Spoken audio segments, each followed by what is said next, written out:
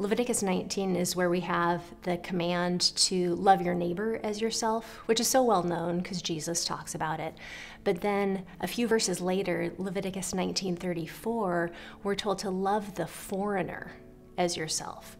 And the idea is that the Israelites are supposed to love the foreigner because they were foreigners themselves. When they were in Egypt, when they were traveling around before they entered in the Promised Land, they weren't from that place themselves. In Leviticus 19, where you have, first of all, love your neighbor as yourself, and then you have love the foreigner as yourself, that language is intentional, and there's sort of a play on words there that, again, first love your neighbor, then love your foreigner. And in that chapter, you can see where neighbor and foreigner are almost set up in opposition. So neighbor is those who are close to you physically, the person in proximity to you is your neighbor.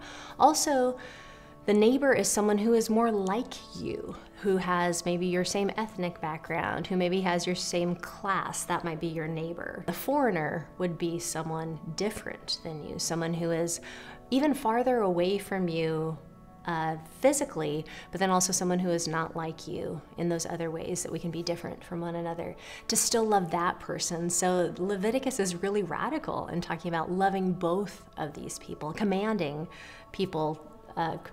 God's people to love the neighbor and the foreigner. I think that Leviticus commandment to love the foreigner as yourself might be to, care for them in the same way that you would care for yourself, but also includes make sure that the laws that are applied to the rest of Israel also apply to them as well. So there's some legal dimensions as well, so even structural dimensions. As you set up your society, make sure that there's not favoritism and toward the people who have the same ethnicity as you, but make sure that the laws get applied to be just for this foreigner in the same way that they would be for people around you. But it's more like this radical equality, especially in your structures and systems for all of those who are living with your land. I wonder what it would look like if we applied that in our own systems and structures today.